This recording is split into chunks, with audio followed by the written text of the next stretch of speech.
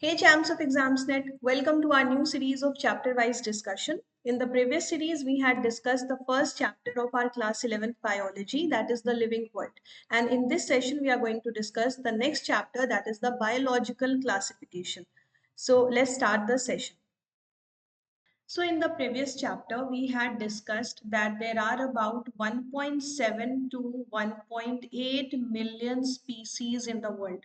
And we had also discussed the importance of classification of these species, right? So why is it important to classify the organisms into different groups? In order to study about them in an effective manner, right? But do you think that it's an easy task to classify such a large number of organisms? Definitely it's not. And it has been a hectic task even for our scientists. So there have been many failed attempts before the present system of classification was introduced, right? But we cannot ignore the fact that each of those efforts have played a crucial role in the development of the most effective way of classification. And let me tell you an interesting fact that this process of classification had started even before the development of science. That means the ancient people who did not know anything about science also used to classify the organisms into different groups, and that was the earliest classification of the organisms. So, on what basis they used to classify the organisms? So, this earliest classification of the organism was based on the use of the organisms, and it had no scientific criteria because science was not developed at that time. So for example, if we talk about food, they knew that certain organisms could be used as food. For example, vegetables, fruits, crops, they could be used as food for vegetarians, and for non-vegetarians chicken could be used, right, for egg production as well as for meat production, right? Goat could also be used for meat production and milk production also. So these were categorized under the category of food. Similarly, for clothing, what could be used as clothing? The fibers such as cotton fibers, jute fibers, etc. So cotton comes from a plant, and plant is an organism, right? Then for shelter, for the purpose of shelter, they used timber wood to make their homes. For example, sal, teak, shisham. These trees were used for the purpose of shelter, right? And for the purpose of security, dogs could be used. So this way, the organisms were classified. What was the basis? Use of the organism, right? Now, this was definitely discarded when the science was developed. So who gave the first scientific basis of classification? It was none other than the father of biology, that is Aristotle. Okay, so he gave the earliest scientific basis of classification, right? Although how he classified plants was not exactly scientific, right? First of all, we should know that Aristotle classified the organisms into two groups. One group was plant and the other group was animals. Okay. Under the plants, he classified them on the basis of morphological characters. So the smallest plants, for example, grasses, were put under the category of herbs. Okay, they were light plants and small plants, whereas the small bushy plants were kept under the category of shrubs, and the large woody plants were kept under the category of trees. So what was the basis of the classification of plants? Morphological characters. That means the appearance of the plants, right? So it was not exactly scientific, because even a person who has not studied science can identify the differences in the appearances. Okay, so this was not exactly scientific, but the classification of animals was scientific because it was done on the basis of presence of red blood. Okay, so animals were divided into two groups, one having the red blood and the other which have other color of blood. Okay, they do not have red blood. But there was a drawback in this. The reason was that there are many animals that do not have blood at all. Okay, neither red nor of any other color. So where should they be kept? So definitely they were not considered. and the morphological characters were also not very important. Okay, so this was also discarded. Then the next came into the scene Linnaeus, Carolus Linnaeus. He gave the two kingdom system of classification. Now you can see here that Aristotle also classified the organisms into two groups, that is plants and animals, and Linnaeus also classified them into plants and animals, right? But who gave the two kingdom classification? Linnaeus, because Aristotle did not use the word kingdom. Linnaeus used the word kingdom for each of the plants and animals. Okay, that means plant was one kingdom for him and animal was another kingdom for him. And what was the basis of classification by Carolus Linnaeus? The basis was the presence and absence of cell wall. So all the organisms which had cell walls were kept under the category of plants, whereas all those which lack cell wall were kept under the category of animals. But is this system valid? Because there are many organisms which had cell walls. For example, bacteria, okay, bacteria or cyanobacteria or blue green algae, they also contain cell wall. But are they plants? No, they are not plants. Some of the protists such as chrysophytes and chrysophytes and dinoflagellates, they also contain cell wall, so they were also kept under the category of plants. Fungi also have cell wall made up of chitin. So they were also kept under the category of plants. So again, there is a drawback here, right? Then in case of animals, protozoa was kept under the category of animal. So here you can see that there were many shortcomings or drawbacks of this system. So what were the shortcomings? This system did not distinguish between prokaryotes and eukaryotes, and this is a very important difference between the organisms. So you can see that under the category of plant kingdom, bacteria was kept, that is a prokaryotic organism. Okay, bacteria is a prokaryote. Fungi is an eukaryote, right? Even Protista are also eukaryote, and all the plants, larger plants, are also eukaryotes. So prokaryotes and eukaryotes are kept in the same category. Then it also did not distinguish between unicellular and multicellular organisms. You can see that bacteria are unicellular, right? Whereas the larger plants or fungi, these are multicellular. In case of animals also, protozoa is unicellular, whereas the animals, birds, human beings, all those are multicellular. So in this system you can see that unicellular and multicellular are all are present in the same kingdom. Okay, eukaryotes and prokaryotes are present in the same kingdom. Then photosynthetic and non-photosynthetic are also kept under the same kingdom. Bacteria can be photosynthetic, larger plants can be photosynthetic, but fungi, it is not photosynthetic. Fungi is a saprophyte. Okay, it is saprophytic organism. So it depends on other organism for food. So how could these be kept under the same category? Definitely this system failed due to so many drawbacks. Okay. And also there were large number of organisms that did not fall into either category, right? Because fungi could not be kept under the plants, protozoa could not be kept under the animals. So definitely this system failed. And there was requirement of other characteristics that were required to be included.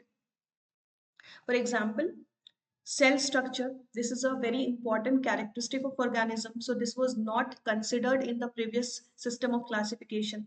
Nature of the cell wall is also an important characteristic. Then mode of nutrition is not considered. Here you can see that photosynthetic, non-photosynthetic all are kept under the same category.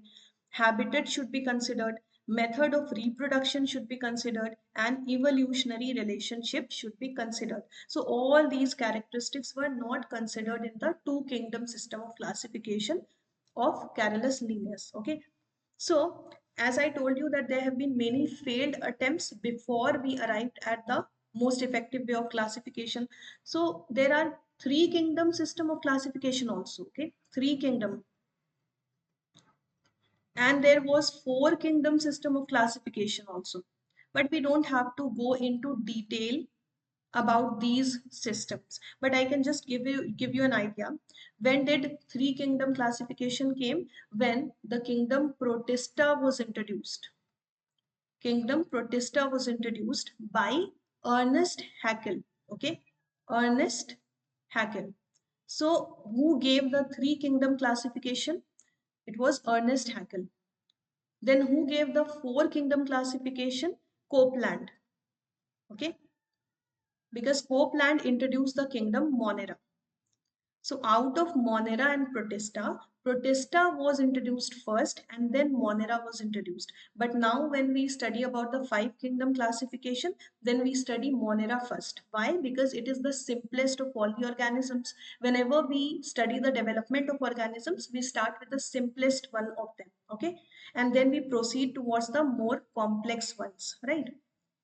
So finally, after two kingdom system, three kingdom system and four kingdom system, we have arrived at five kingdom classification. Okay. And this is the most effective system by far. Okay. It can change in the future as well. Right. So here you can see that this requirement, that means the requirement of the inclusion of these characteristics: cell structure, nature of wall, mode of nutrition, habitat, method of reproduction, and evolutionary relationship. This requirement led to several changes in the system of classification, and then we came to the most accepted five kingdom system of classification that was given by R.H. Whittaker in the year 1969. Okay, so in this system all these characteristics were considered, they were kept into mind. So let's see, this table is also mentioned in your NCERT. Here you can see these are the five kingdoms. First one is Monera. So who had introduced the kingdom Monera? Copeland had introduced in the four kingdom system of classification. Okay, it was discovered after Protista. Protista was included by Ernest Haeckel. Ernest Haeckel, right? Then fungi, then plantae, and then animalia. So let's discuss about these five kingdoms. So let's start with the five kingdom system of classification. And as it is clear from the name that there are five kingdoms under this system of classification, and this was given by Whittaker in the year 1969, right? So the first kingdom is Monera, that was introduced by Copeland. Second is Protista, that was introduced by Ernest Haeckel. Then fungi, then plantae, and then animalia. So these are the five kingdoms. Now, what are the characters that were considered? First, cell type. Cell type means whether they are prokaryotes or eukaryotes. What do we mean by prokaryotes and eukaryotes? So eukaryotes are more advanced than the prokaryotes. Okay. Eukaryotes are those organisms which contain a well-defined nucleus. Okay. Well-defined nucleus. That means the nucleus in the cell is surrounded by the nuclear membrane, right? Also, they have the membrane bound organelles. Membrane bound organelles.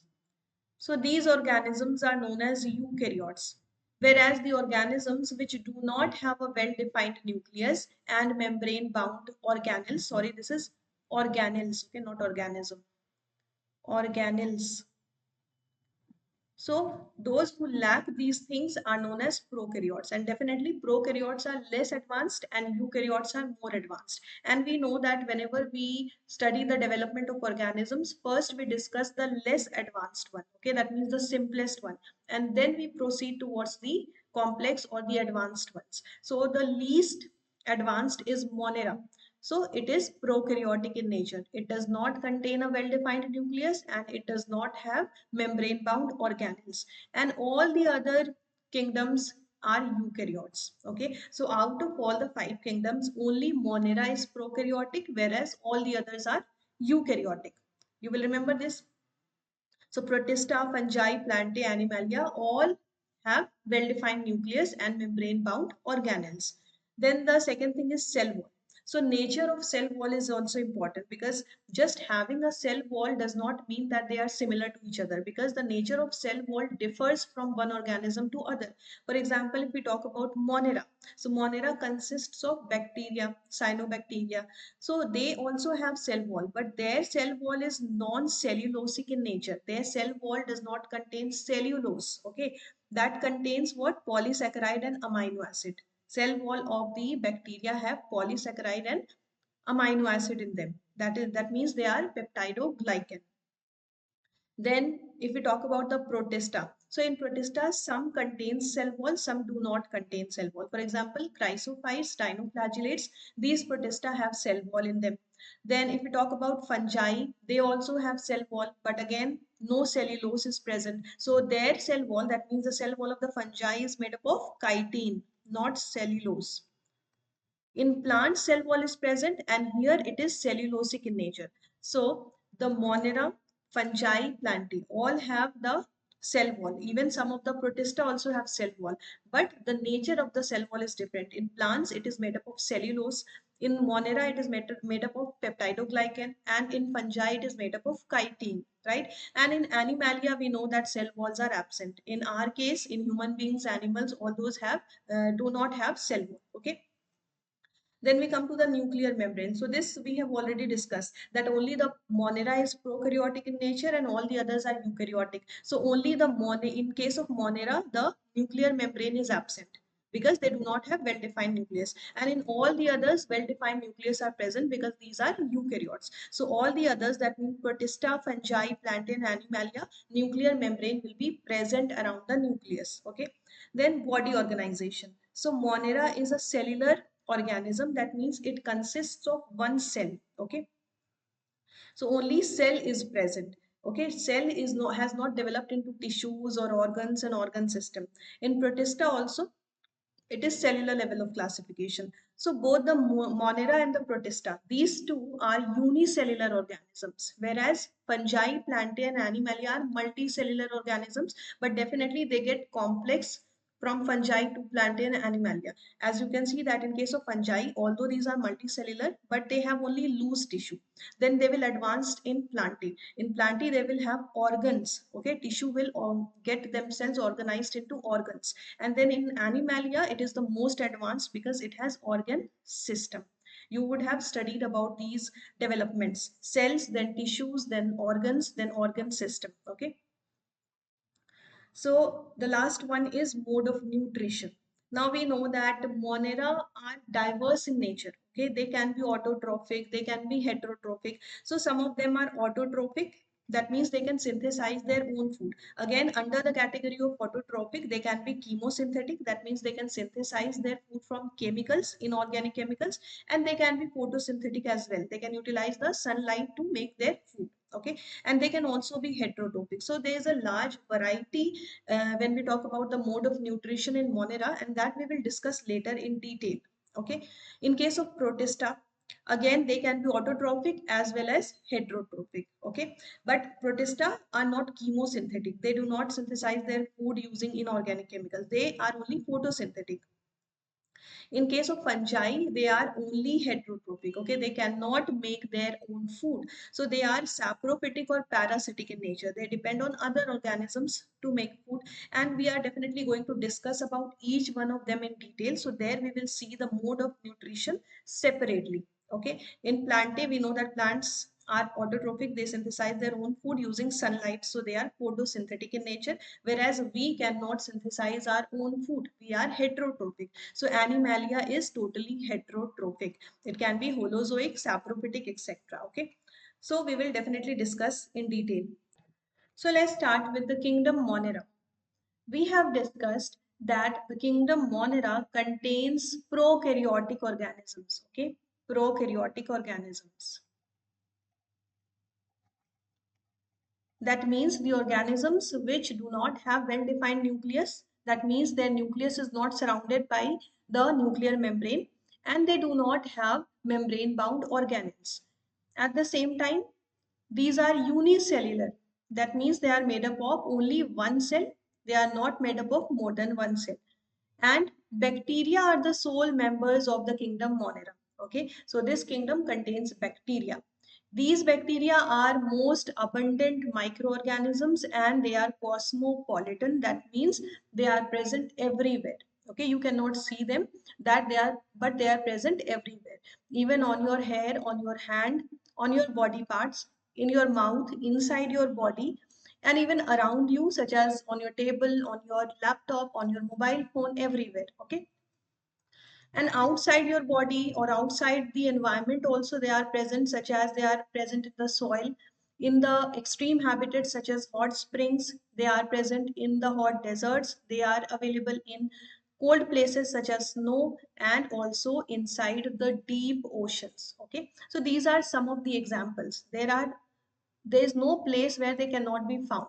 Okay, and they can be parasitic in nature. That means they can be disease causing. Okay, they are not always disease causing. Some bacteria are very beneficial for our health, right? So some bacteria are beneficial, some are harmful, right? Now what are the possible shapes of bacteria? So they are found in variety of shapes and sizes.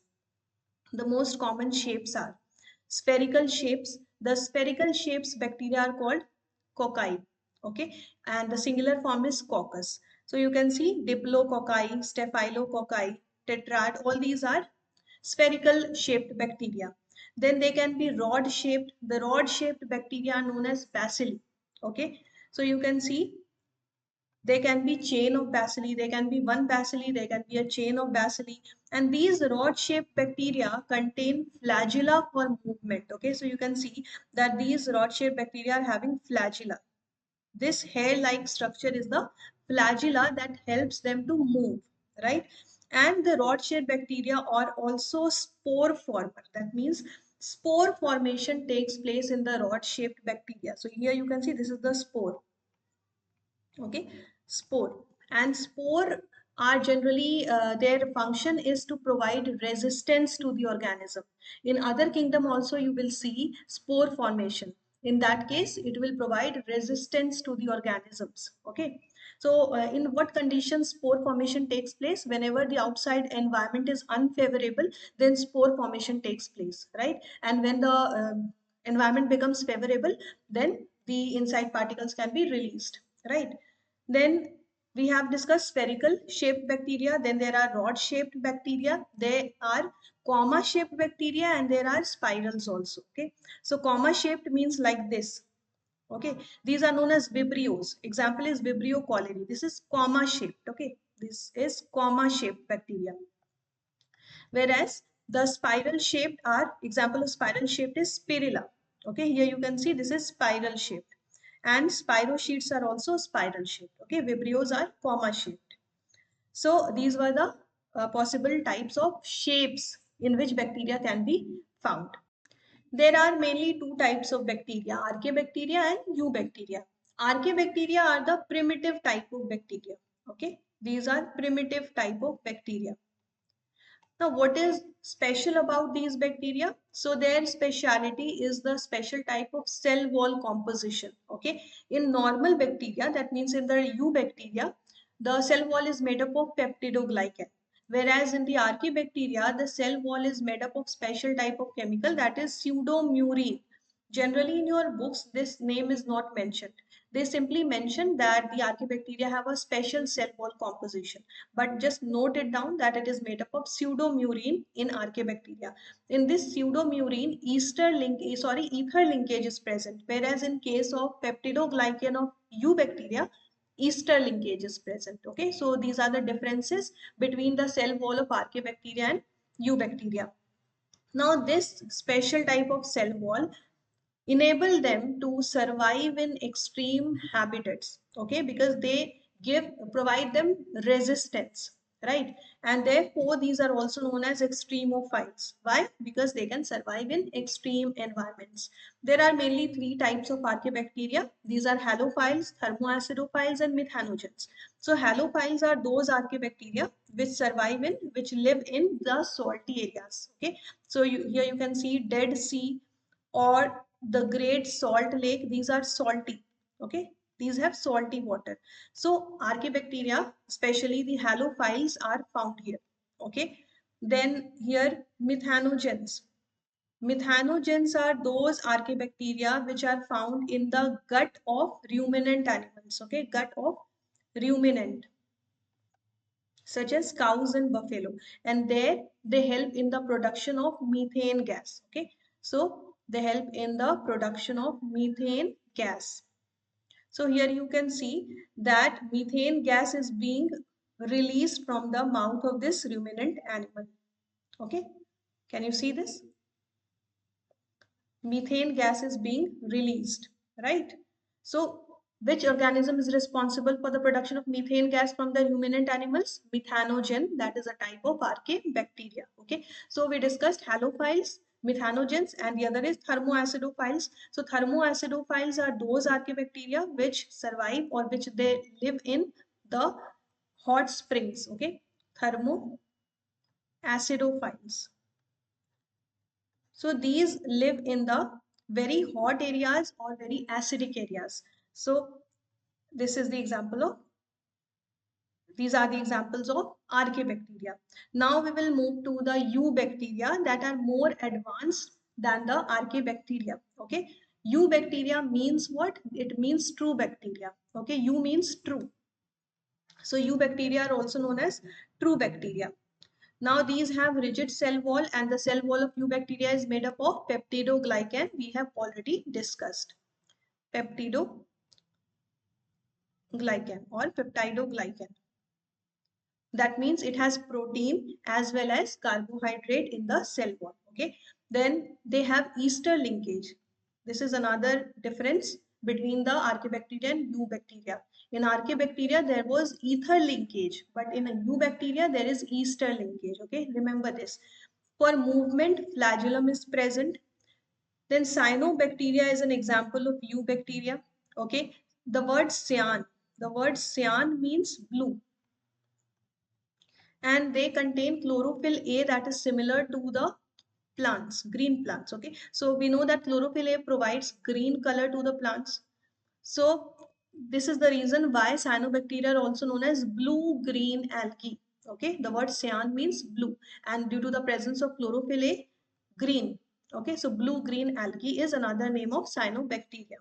Okay, now these can be unicellular, colonial, or filamentous. As you can see here, that if they are containing only one cell, okay, we know that they are unicellular only. Okay, the bacteria are never multicellular, but they can exist in various forms. So the different forms of that cell is, they can either be individually present. Okay, this is the single cell.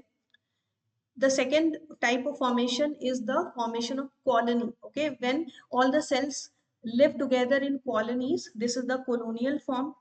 And all the cells can arrange themselves in the order of filament. Okay, so this is filamentous form, but they are unicellular only. Okay, one bacteria has one cell only. Just the colonies or their habitats, their way of living can be different. Okay, now they can be aquatic as well as terrestrial. So they are found, we have already discussed that bacteria are found everywhere, inside water, on the land, in the air, everywhere. Okay, so in water also they are found in fresh water and marine, all types of water. Then they can be terrestrial as well. Now we have discussed that they can form colonies. So colonies are generally surrounded by the gelatinous sheath. Okay. So it can be surrounded by gelatinous sheath or mucilaginous sheath. There is a slight difference between gelatinous sheath and mucilaginous sheath, but any one of them can be present. So here is an example. You can see this diagram. Can you see? Here the bacteria have arranged themselves like this. Okay, they have formed colonies in this shape, right? So here you can see that they have a special type of cell known as heterocyst, right? And this special type of cell is used for the nitrogen fixation, whereas all the other cells are known as vegetative cells. Vegetative cells. Okay, it has mucilaginous sheath or gelatinous sheath, right? Now let's continue with the theoretical part.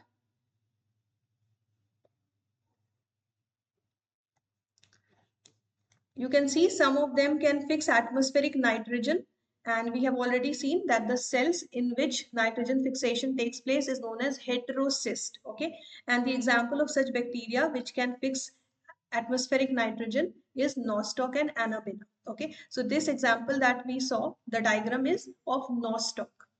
Okay, now we will discuss the nutrition in bacteria.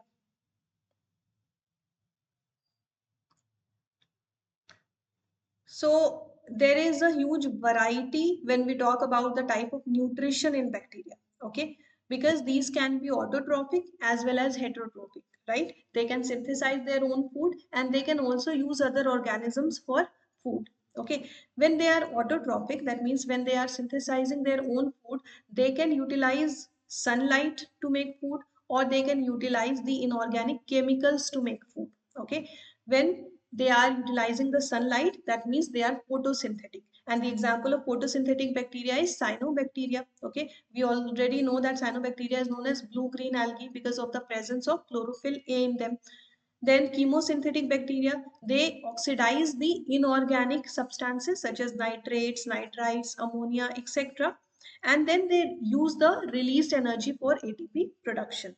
Okay, then we know that they can be heterotrophic as well. When they are heterotrophic, that means when they are not synthesizing their own food, then they can be parasitic, they can be saprophytic, and they can be symbiotic as well. Okay, parasitic means they are disease causing.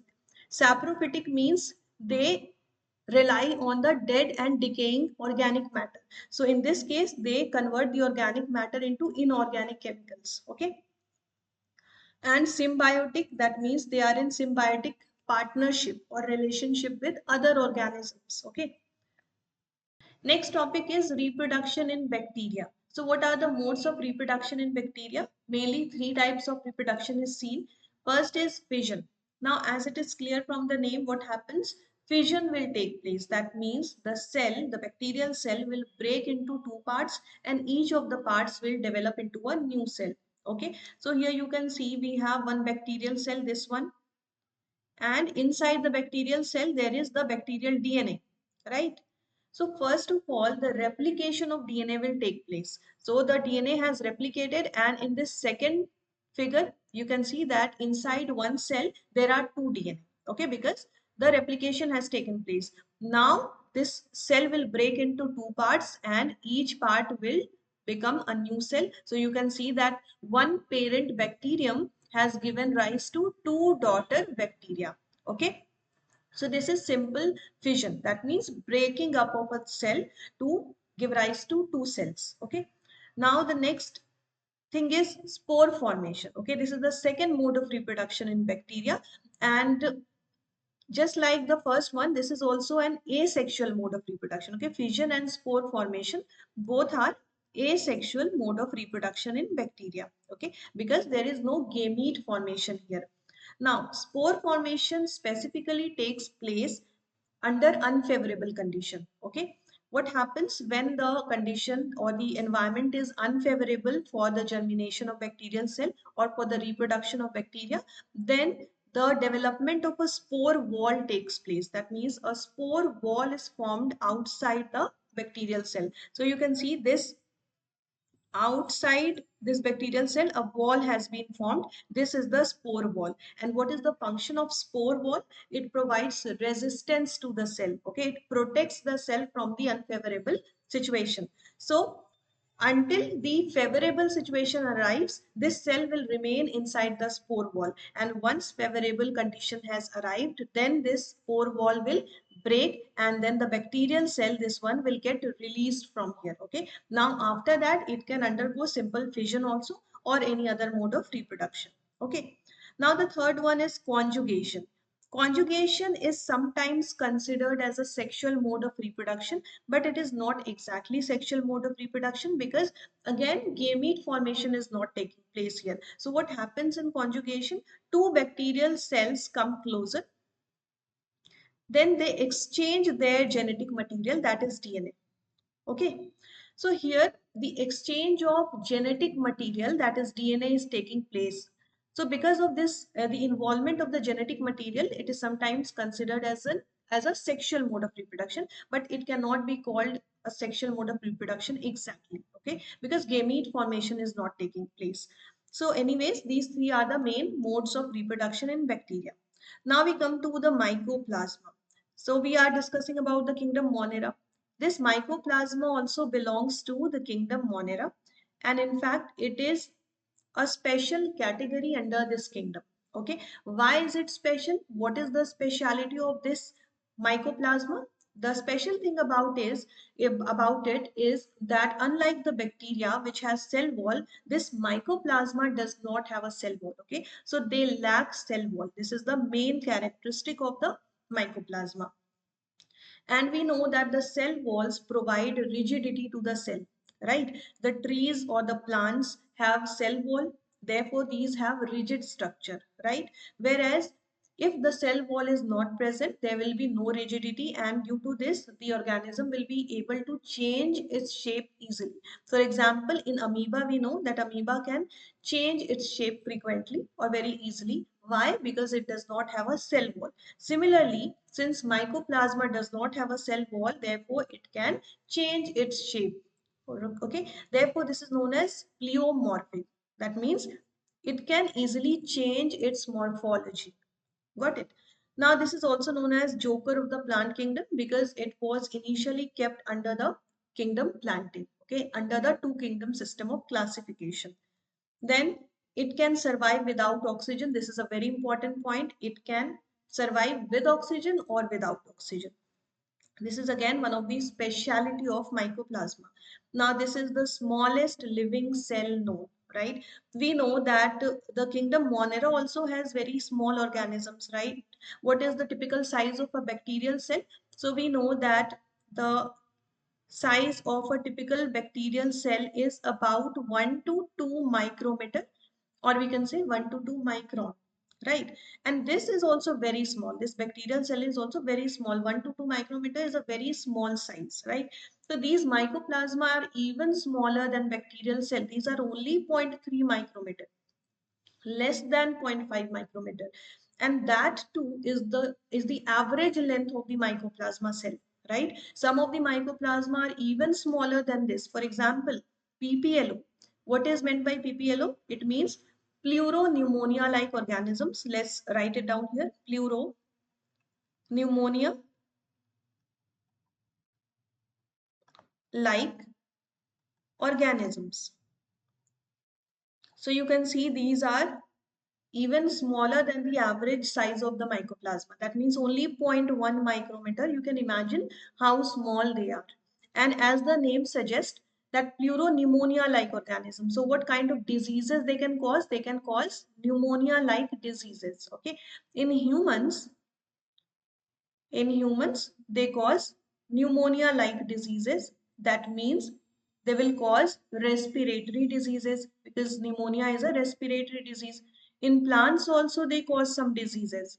For example, witch's broom. Witch's broom.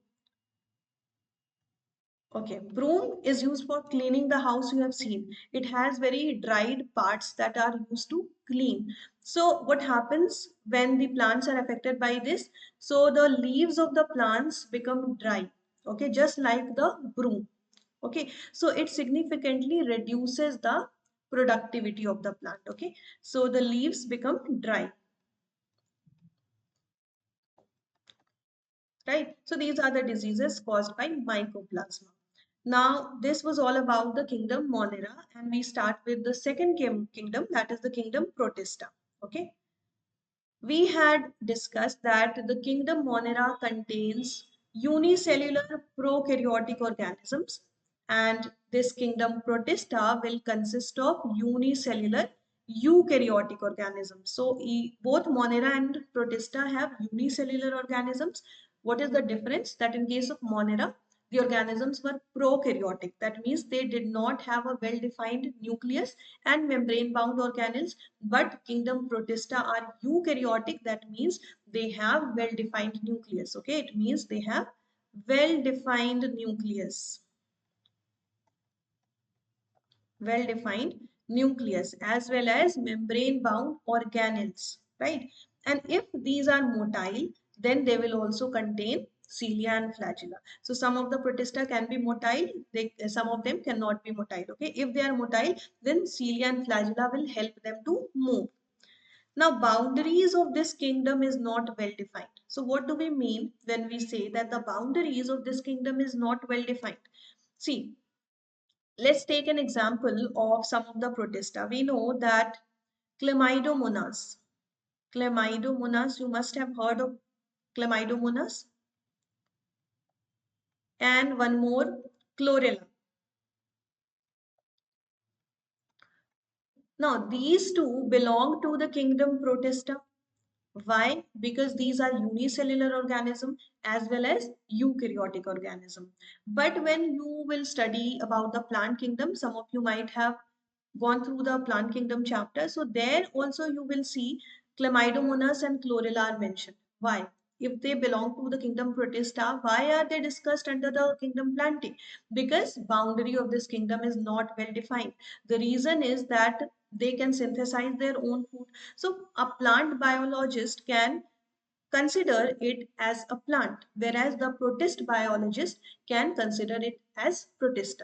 So due to this, we say that the boundaries of this kingdom is not well defined. Sometimes it is kept under this kingdom, sometimes they are kept under some other kingdom. Okay, so there is no defined boundary, right? Now, the next point is that they are connecting link between Monera and higher kingdom. So this is very simple thing.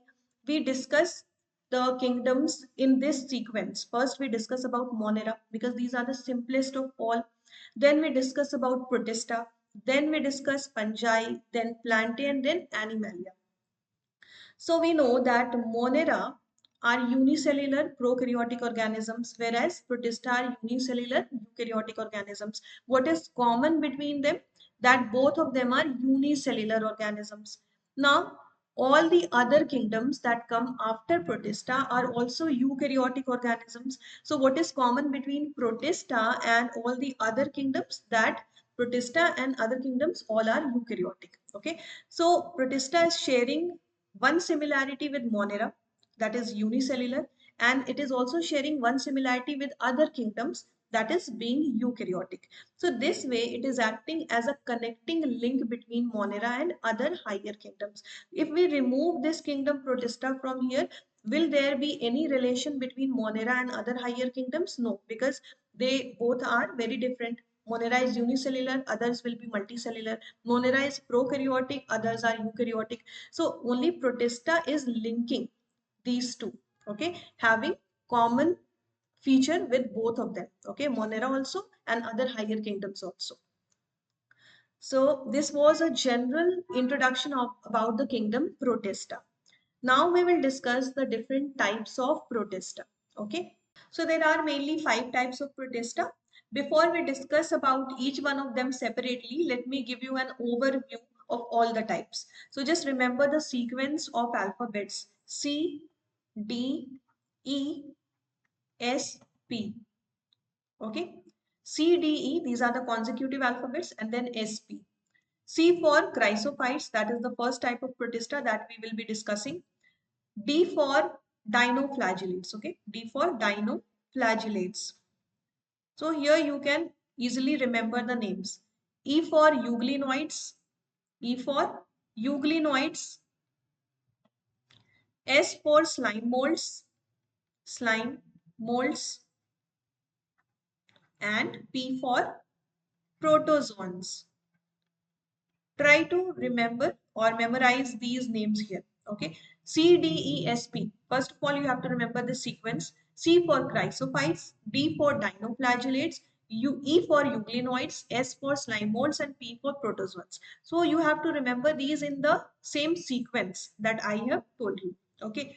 Now, again, one thing you have to keep in mind that as we move from chrysophytes towards the protozoans, okay, as we move from chrysophytes to protozoans, we will be moving from plant-like character to animal-like character. That means out of these 5 types of protists, the first 2 will have plant-like character. Okay, so the chrysophytes or dinoflagellates will have plant-like character. Okay, they will have plant-like character. Whereas the last two, that means the slime molds and protozoans, will have animal-like character. And the middle one, that is the euglenoids, will be a mix of two. So it will have some plant-like character and some animal-like character. Okay, euglenoid will be the mix of two. Why do we say this? Because let's take an example. For chrysophytes and dinoflagellates, we know that they have plant-like character, right? So what will be the mode of nutrition in chrysophytes and dinoflagellates? They will be autotrophic. Okay, they will be autotrophic. That means they will be able to produce or synthesize their own food.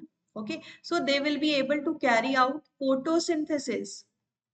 Okay, the first two, that is chrysophytes and dinoflagellates, can carry out photosynthesis. And even out of these two, which one will be more photosynthetic? The first one, because the first one is having the maximum plant-like character. Okay, so chrysophyte will be the maximum, will be carrying out photosynthesis maximum. Okay, more than the dinoflagellates. Then the last two, that means the slime molds and protozoans, are heterotrophs. Okay, these have animal-like character. These cannot synthesize their own food. So these are heterotrophs. And particularly if we talk about the slime molds, these are saprophytes. Okay, these are saprophytes. How will you remember this? S for slime molds, S for saprophytes. Okay, so same letter. Similarly, P for protozoans, P for parasites. So protozoans will be parasitic in nature. This is just an overview. We will be discussing about them separately. Okay. So chrysophytes and dinoflagellates, that means the first two are photosynthetic.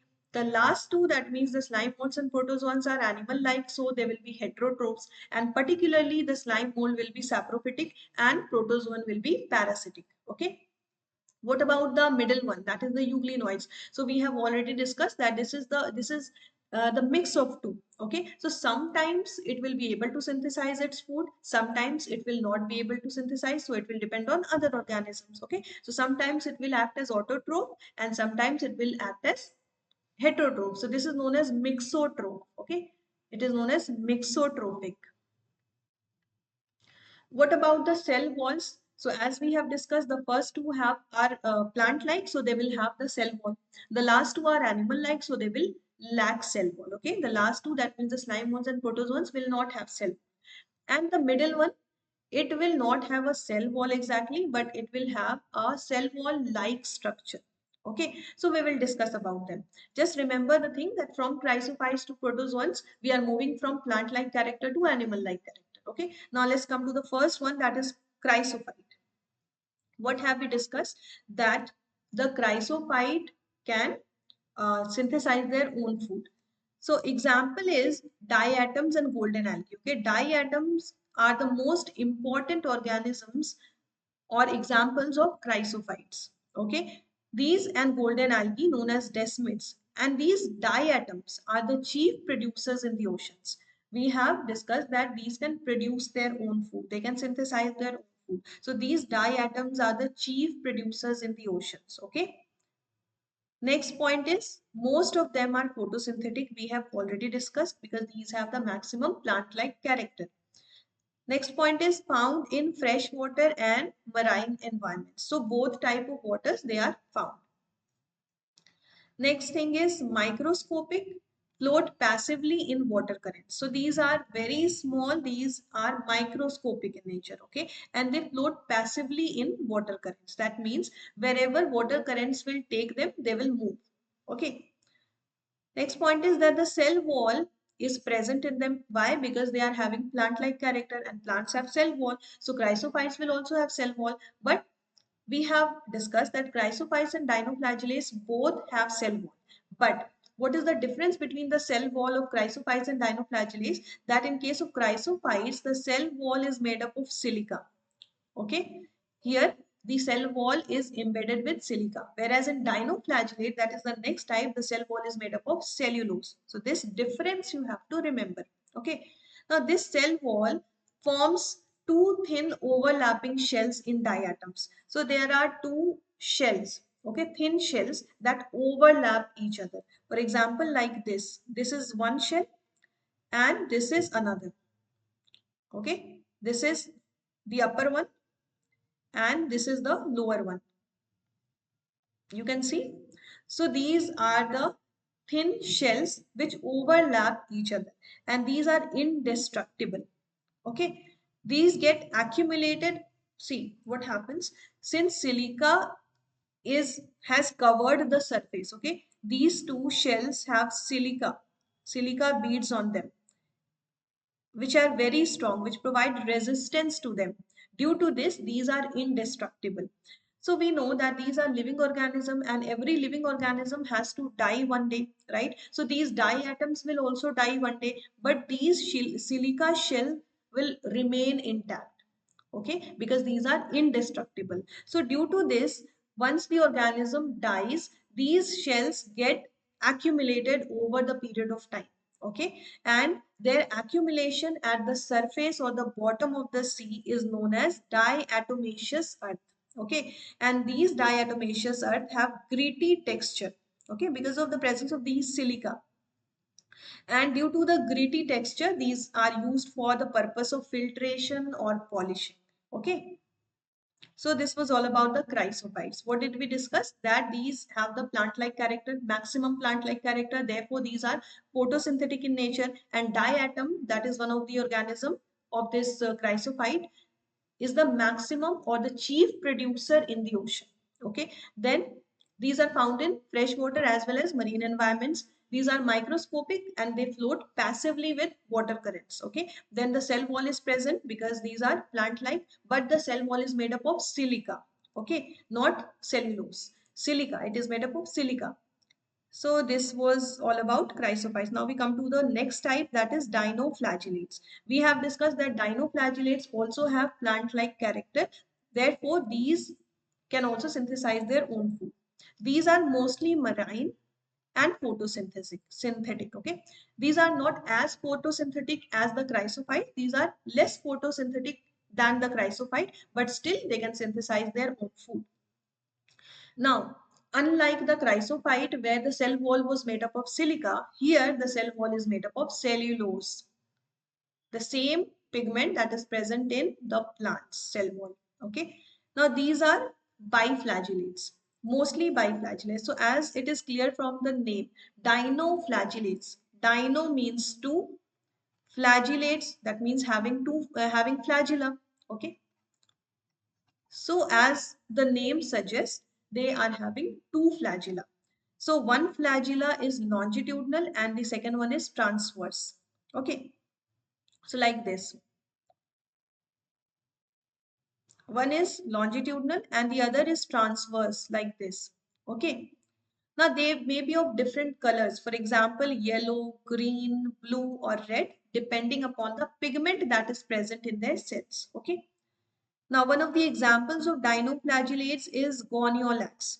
This goniolax undergoes rapid multiplication in the sea that forms red tides. Okay, since these are red in color, so due to their multiplication, the water appears to be red in color, and therefore it is known as red tides. Okay, and these red tides release toxins. Okay, toxic particles. So these toxins which are released by the red tides may also kill other marine animals such as fishes. Okay, so this is dangerous.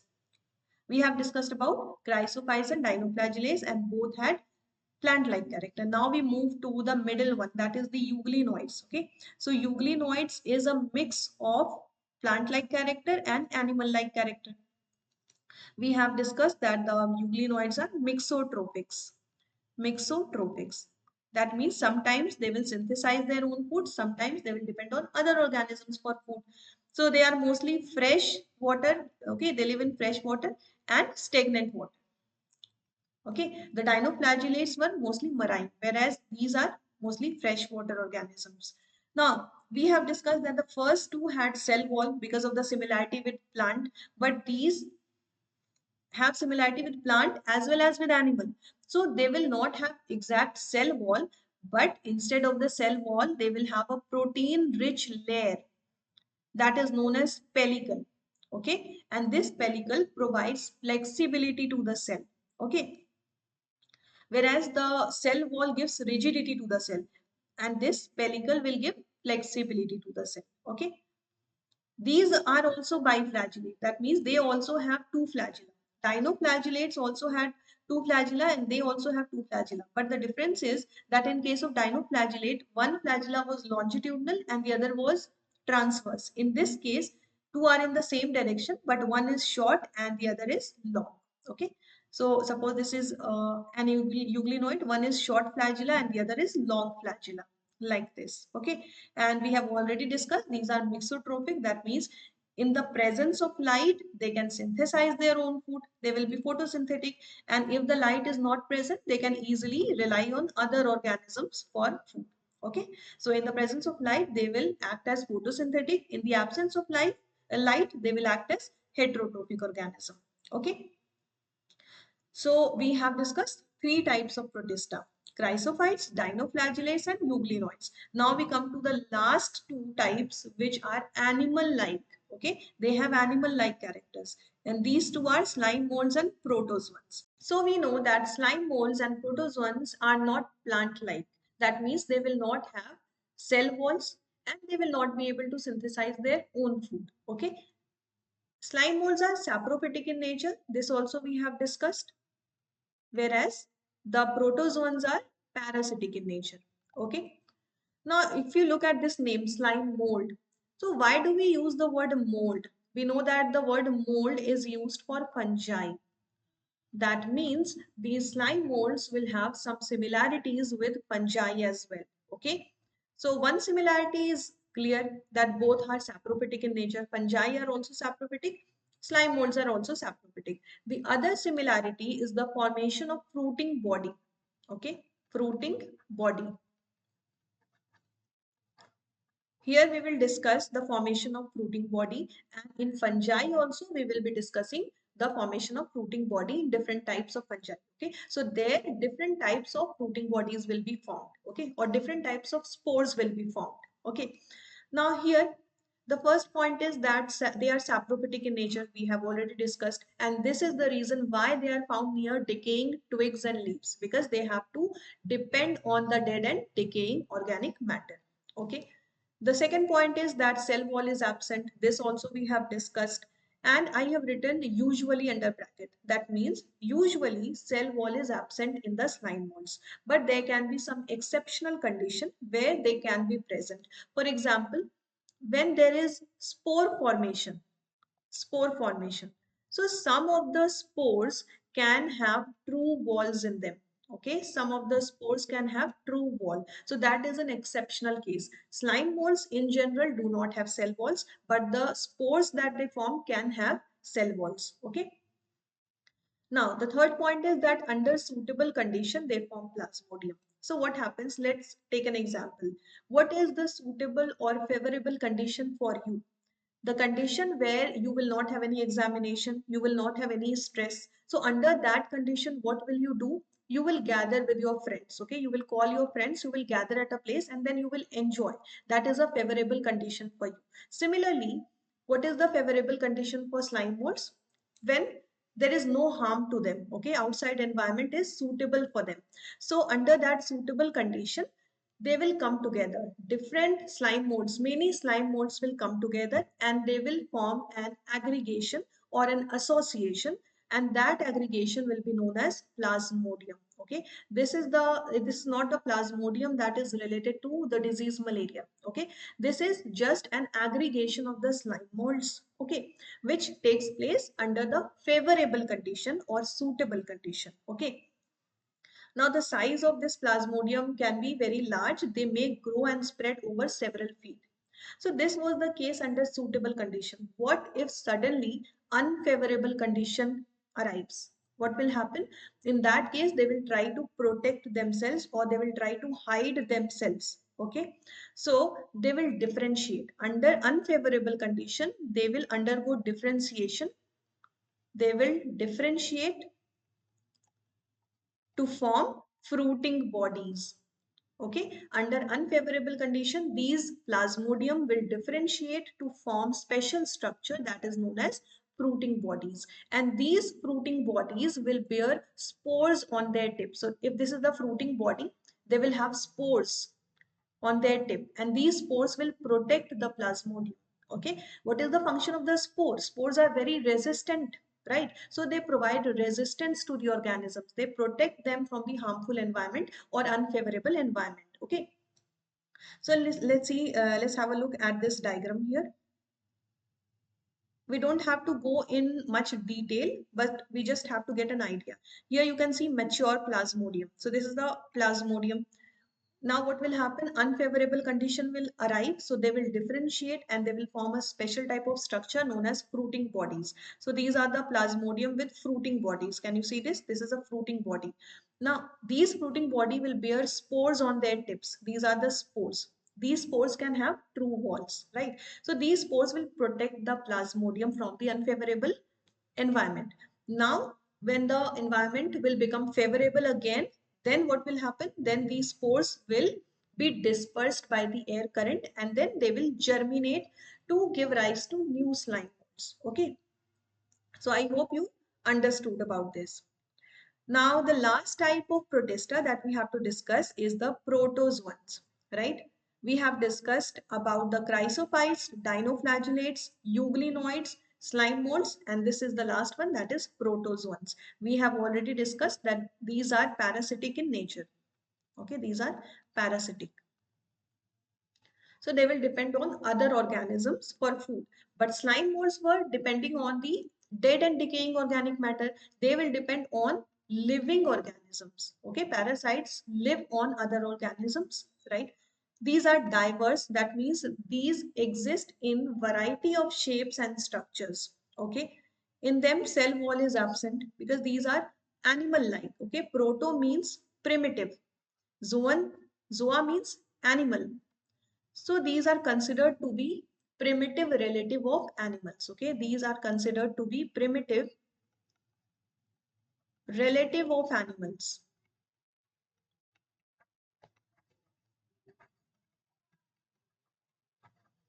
Now, what is the next point? They are heterotrophic because these have animal-like character. So they can be predator or parasites. They will depend on other living organisms. Okay.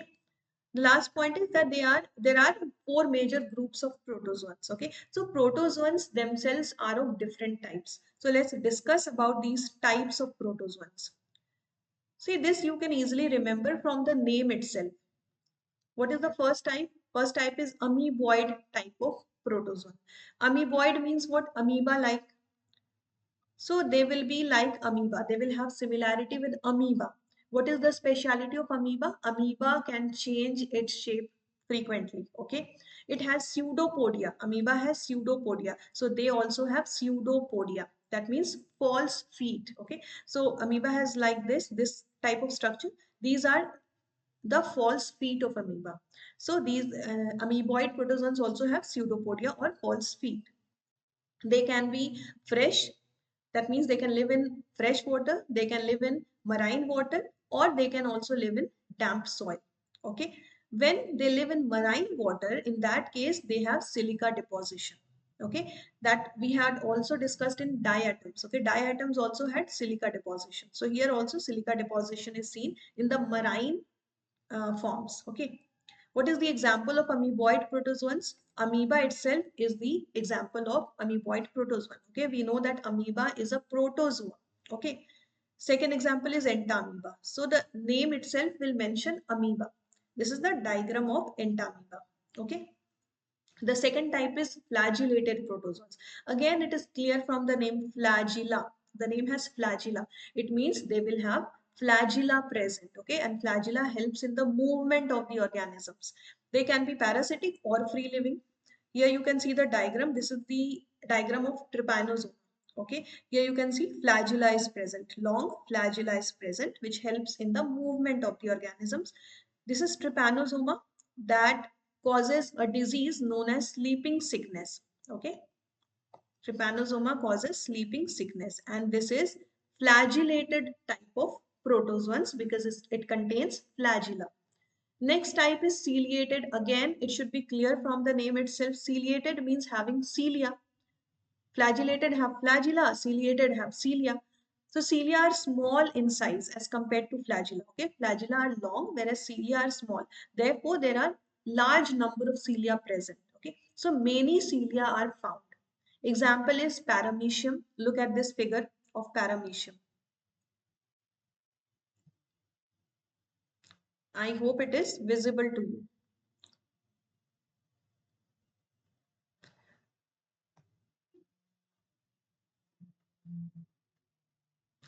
So these look like slipper. Therefore, these are also known as slipper-like organism. Okay, slipper-like organism because their shape is like a slipper that we wear in foot. Okay. Here you will see that many cilia are present. A large number of cilia are present here outside the surface. What is the speciality of paramecium? One of the special feature of paramecium is that they have two nuclei. Okay, they have two type of nuclei. One is macronucleus and the other is micronucleus. Okay, this you have to remember. Okay, two types of nuclei. One is macro and the other is micro. And one more thing, that food intake takes place through the gullet. Okay, this is the gullet. Gullet is a groove through which the food intake takes place. Okay, and this food intake takes place with the help of the coordinated movement of cilia. Okay, these cilia keep on moving in a coordinated way, and this helps in the movement of food particles from outside towards the inside through the gullet. Okay, so this is the example of ciliated protozoans. Okay, paramecium. Now the last one is sporozoans. Again, from the name itself, it is clear spore means they will have an infectious spore-like stage in their life cycle. Okay, plasmodium is an example. Plasmodium is the example is that organism which causes malaria. Okay, you must have heard of Plasmodium vivax. So this is a very notorious disease, malaria, that is caused by Plasmodium, and this Plasmodium is a type of Protista. Okay, it is a sporozoans. So kingdom fungi. We have discussed about the kingdom Monera, kingdom Protista. Now we are going to discuss about kingdom fungi. So under the kingdom Monera, we have discussed that the organisms are unicellular and prokaryotic. Then in Protista, we have discussed that the organisms are unicellular but eukaryotic. Okay, so after Monera, all of the organisms or all of the kingdoms will have eukaryotic organisms. Only Monera have prokaryotic organisms. Okay, so here also the organisms will be eukaryotic, but here they will be multicellular.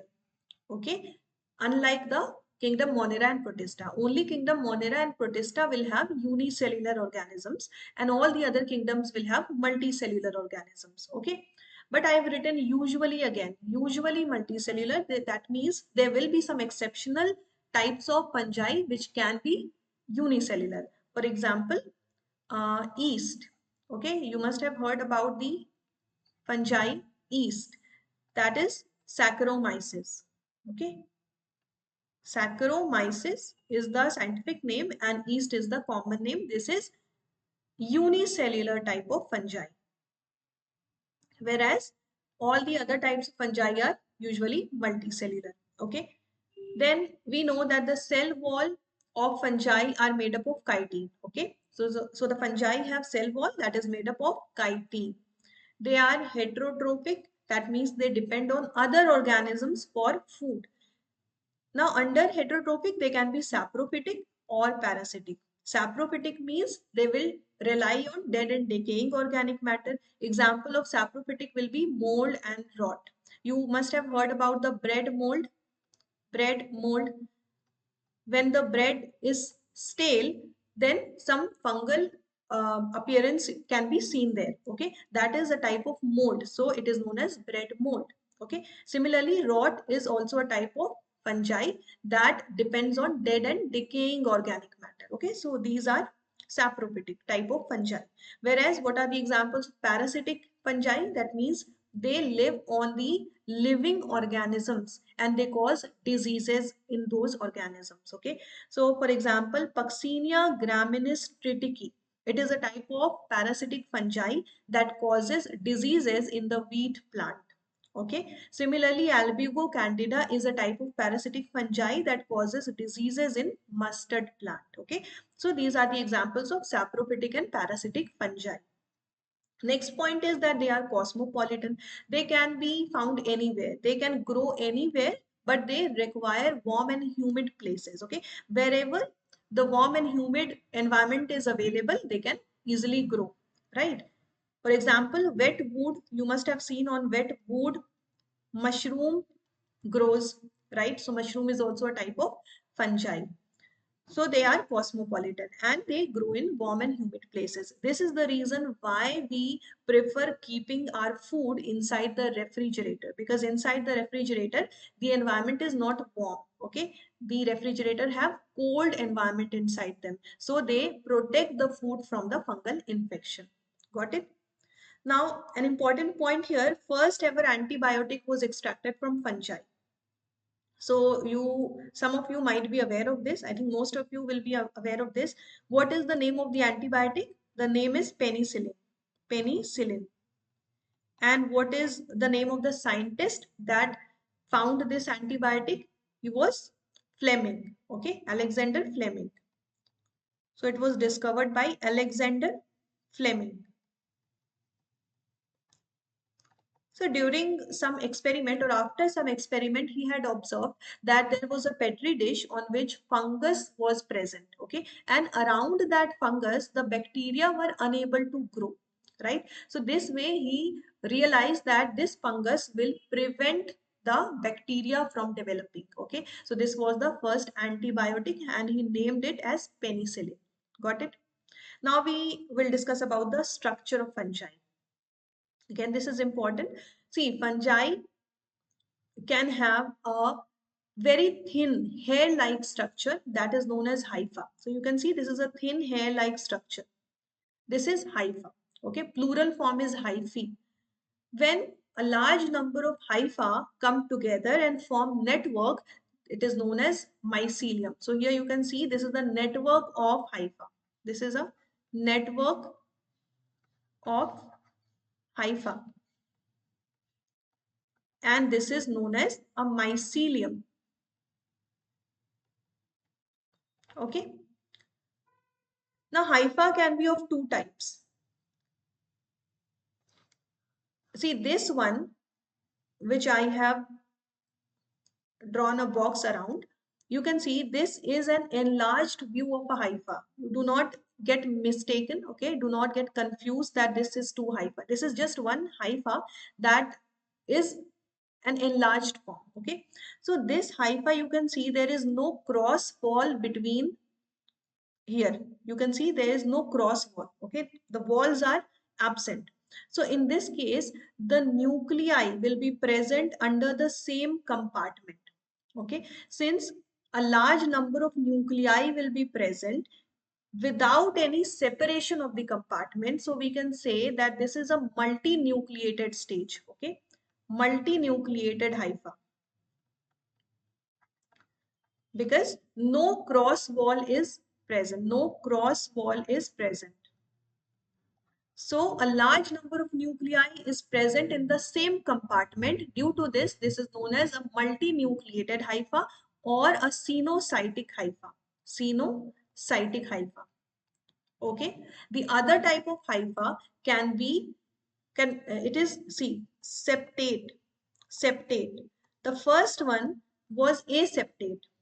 Aseptate, because the cross wall or septa was absent. Okay, septa means cross wall. So it was without septa, so it is known as aseptate. Whereas the second one has the cross wall present or septa present. Therefore, it is known as a septate one. And as you can see that the septate is also branched. The branch is also formed in septate hypha. Okay, so this is septate and branch. Here the nucleus will be present in separate compartment due to the presence of the septa or cross wall. So septa have separated the compartments and each compartment has only one nucleus. So this is not cenocytic, it is acenocytic. Okay, got it? Now let's come to the association of the fungi. So there are mainly two types of association of fungi. First one is lichen. and the other one is mycorrhiza. Okay, let's discuss about the lichen first. Here, the fungi get associated with algae. Okay, they form a partnership or mutual relationship with algae. Okay, so algae and fungi together are known as lichen. So we can say that the lichen have two types of components, phycobiont component and mycobiont component. Okay, the algal component is known as phycobiont component, whereas the fungal component is known as mycobiont component. So what is phycobiont component? Algae. Algae is the phycobiont, whereas the fungi is mycobiont. Okay. Now, what is the speciality of lichen? Lichens do not grow in polluted areas. They do not grow in polluted areas. Why?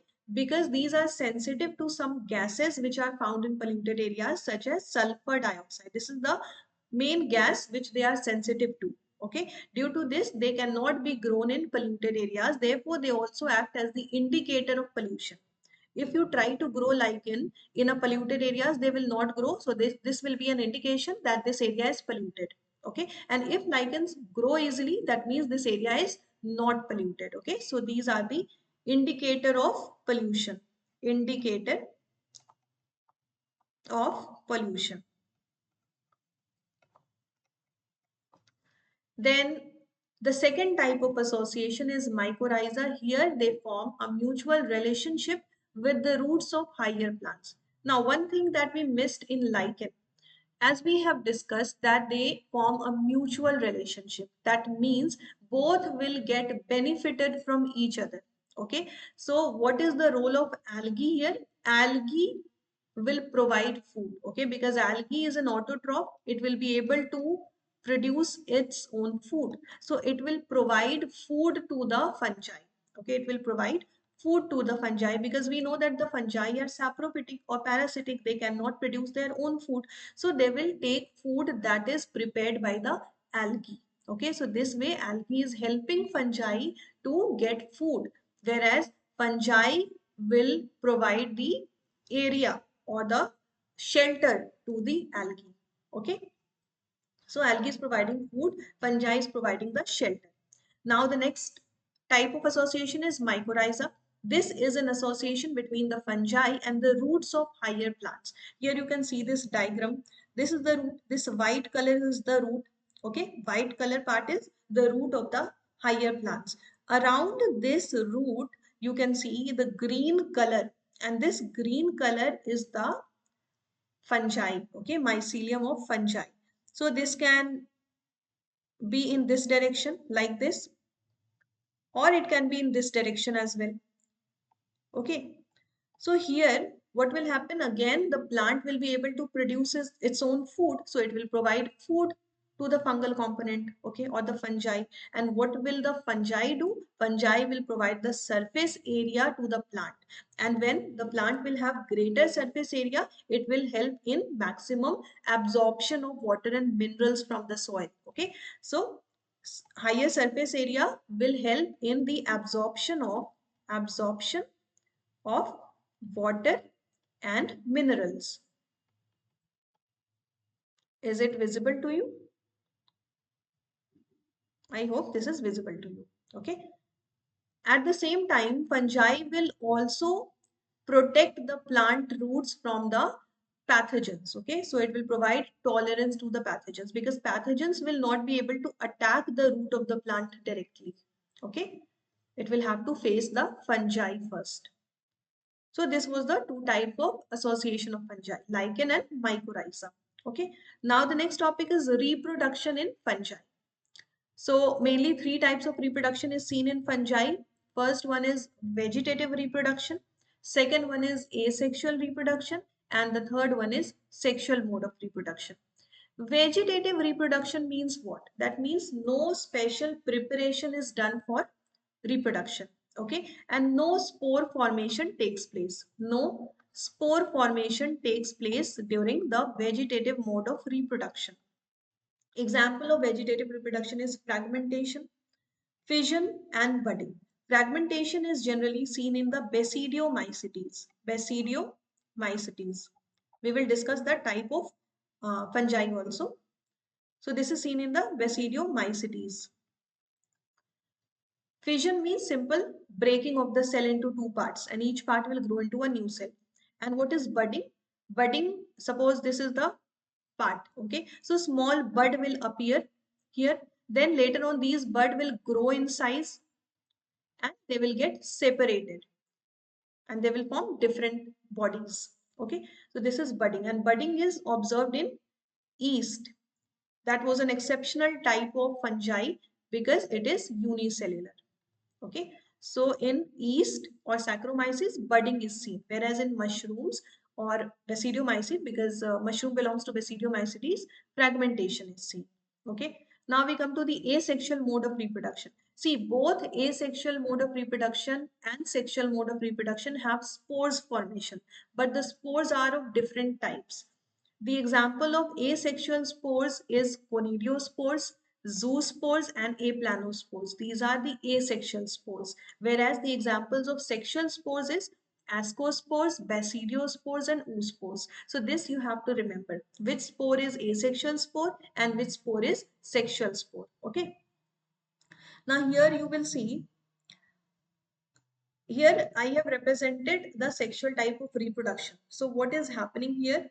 You can see two compatible type of fungi are present. So these two are fungi, okay, and these are compatible type of fungi. Compatible. They are not same. These are opposite type of fungi. Therefore, I have drawn a plus sign and minus sign here. They will be opposite, but they will be compatible to each other. Okay, similar to male and female. These are opposite but compatible to each other. So they will come together. Here you can see this is a nucleus. Both the fungi have nucleus. So in the first step, nucleus will not fuse together. Only the protoplasm will fuse together, okay? Or the protoplast will fuse. So these two fungi have fused together, they have connected, but the nuclei have not been fused. So this step is known as plasmogamy, okay? This is the fusion of protoplast. Fusion of protoplasm. Protoplasm. It is known as plasmogamy. Nuclei have not fused yet. So this is a dikaryotic phase. That means two nuclei are present. Two haploid nuclei are present, N plus N. So this is a dikaryotic phase that takes place after the plasmogamy. Then the next step will be the fusion of the nuclei. So in the next step, these two nuclei have fused to form a bigger nuclei, and a bigger nuclei is diploid in structure. Okay, this is diploid 2N. So this process is known as karyogamy. What is karyogamy? This is the fusion of nuclei. Fusion of nuclei. And in the last step, this will undergo meiosis. This will undergo meiosis or the reductional division, and in this way it will lead to the formation of haploid spores. Then these haploid spores will germinate to form new fungi, right? So what are the three main steps of sexual reproduction in fungi? First one is the fusion of the protoplasm, that is known as plasmogamy. Second is the fusion of the nuclei, that is known as karyogamy. And the third is the meiosis. Okay. Here, remember one thing, that this dikaryotic phase can remain for a long period of time. Okay. So let's discuss the classification of fungi. Okay. There are mainly four types of fungi: Phycomycetes, Ascomycetes, Basidiomycetes, and Deuteromycetes. Okay. So you have to remember these names: Phycomycetes, Ascomycetes, Basidiomycetes, and Deuteromycetes. We will be discussing about each one of them separately. But here, let's try to take an overview of all the different types of fungi. Okay. So here we'll try to have a comparative study. We will compare these four types of fungi so that it will be easier for us to remember the facts about each one of them. Okay. So we have discussed that there are two types of hypha. First type is aseptate and the second type is septate and branched. Okay. Aseptate are also known as cenocytic hypha.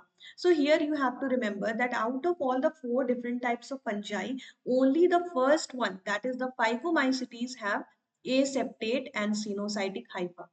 That means here the septa is absent. Whereas in all the other types of fungi, the hypha is septate and branched. Can you remember? Only the Phycomycetes have aseptate and all the other have septate and branched. Now, we know that the spores formation takes place in fungi, and there are mainly two types of spores. Asexual spores that takes place, that is formed during the asexual mode of reproduction, and sexual spores that are formed during the sexual reproduction. Okay, so let's talk about the asexual spores first. Okay, in case of Phycomycetes, two types of asexual spores are formed. First is zoospores, that is motile, that means it can move, and the second one is aplanospore, that is non-motile. Okay, non-motile. What about Ascomycetes? That is the second type of fungi. Here, only one type of asexual spores are formed, that is Conidia. Okay, so the asexual spore in Phycomycetes were zoospores and aplanospores, whereas in Ascomycetes they are Conidia. Okay, in case of Basidiomycetes, asexual spores are absent. Okay, asexual spores are absent. That means there is no need of formation of asexual spores. Why? Because most of the asexual mode of reproduction is taking place through fragmentation. Okay, just remember this, that in case of Basidiomycetes, the asexual reproduction takes place through fragmentation. So there is no need to form asexual spores. Okay. Again, in Deuteromycetes, the asexual spores are Conidia, and this time it is only Conidia. Okay, that means no sexual reproduction is taking place. All the type of reproduction is through Conidia only in case of Deuteromycetes. Now, can you compare the type of asexual spores? The first one, that is Phycomycetes, had two types of asexual spores: zoospores, that was motile, and aplanospore, that was non-motile. Okay. In Basidiomycetes, we have seen that the asexual reproduction is taking place through fragmentation, so no asexual spore is formed. And in both Ascomycetes and the last one, that is Deuteromycetes, the asexual spores are conidiospores. Okay. Now we come to the sexual spores. So in case of Phycomycetes, the sexual spore is zygospore. Zygospore, that is formed by the fusion of male and female gametes. So when male and female gametes fuse, they form spores known as zygospores. So these are sexual spores because they are taking place in the sexual reproduction, right? In case of Ascomycetes, the sexual spores are known as ascospores. It is related to the name of the fungi. Okay, the name of the fungi has ASC, ASCO. Okay, ASCO, ASCO. So here the sexual spore also has this ASCO, ASCO. Okay, so in case of Ascomycetes, the sexual spores are ascospores. Similarly, in Basidiomycetes, basidiospores will be formed. But one thing that you have to remember about the Basidiomycetes is that the sexual organs are absent here. Okay, here I have written spores in bracket. It will be organs. Sexual organs are absent, still sexual reproduction takes place. Okay, despite the absence of sexual organs in Basidiomycetes, sexual reproduction takes place. Okay, so in what way the sexual reproduction takes place, we will see in detail. Okay, we will be discussing about each one of them. Here we are just comparing them. Okay, and the last one, deuteromycete. The only important thing about deuteromycetes is that here the sexual reproduction is absent. Okay, in all the others sexual reproduction is taking place, but here sexual reproduction is not taking place. Therefore the reproduction takes place only through the spores known as conidia. Okay, so it takes place with the help of conidia only. Okay, in Ascomycetes also conidia were formed, but this time sexual reproduction was also taking place in ascospores. But in deuteromycetes, sexual reproduction is not taking place. So conidia is the only source of reproduction here. Okay. Now let's see the examples also. Although we will be discussing the examples also when we will be discussing in detail. So the example for Phycomycetes are Rhizopus, Albugo, and Mucor. We will see the diagrams. Okay. Ascomycetes, examples are Neurospora, Aspergillus, Claviceps. For Basidiomycetes, examples are Agaricus, that is a very common thing, mushroom that we eat. Okay, that belongs to the Basidiomycetes. Okay, then Puccinia, that is a rust fungus, and Ustilago, that is a smut fungus. Okay, and the examples of deuteromycetes are Coledotrichum, Alternaria, and Trichoderma. So these are the examples that you have to remember. Okay. So this was a comparative study of all the different types of fungi. So let's discuss each one of them separately now. First one is Phycomycetes. They are generally found in aquatic habitats and on decaying wood and in moist and damp places. Okay. So these are the places where they can be found. They act as obligate parasites on plants. Okay. So they are obligate parasites. That means they always depend on other plants for nutrition since they cannot make their own food. Okay. Then the third point is that aseptate and cenocytic mycelium. This we have already discussed that the Phycomycetes have aseptate and cenocytic mycelium, whereas all the others have septate and branched mycelium. Okay. Then the next point also we have discussed what are the asexual spores formed in Phycomycetes. Two types of asexual spores are formed. Zoospores that are motile and aplanospores that are non-motile. Okay. And these aplanospores are endogenously produced in the sporangium. Okay, endogenously produced. We will try to understand what do we mean by endogenously produced and exogenously produced. Okay, we will discuss that. But just remember for now that these aplanospores are endogenously produced, and just focus on the word A. Okay, these spores that are starting with the letter A are endogenously produced. Okay, now the last point is that the sexual spores are produced by the fusion of two gametes. This also we have discussed. What are the sexual spores in Phycomycetes? These are zygospores. Okay. So zoospores and aplanospores are asexual spores and zygospores are sexual spores. Here you can see that these two gametes can be either isogamous, that means they can be similar in size, or they can be anisogamous, that means they can be different in size. Okay, their size might differ. And the third type is oogamous. They can also be oogamous. That means one small motile gamete will be there, one small motile gamete, whereas the other gamete will be one large non-motile one. Okay.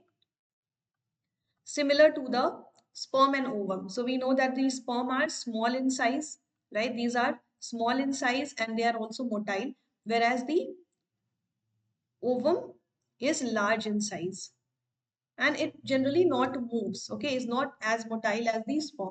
Okay, so similarly, oogamous means one small motile gamete and one large non-motile gamete. Now here on the right side, you can see the diagram. Okay, the figure. First one is the mucor. These are the examples of Phycomycetes. Mucor.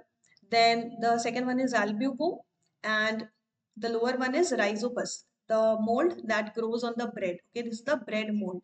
Okay, bread mold.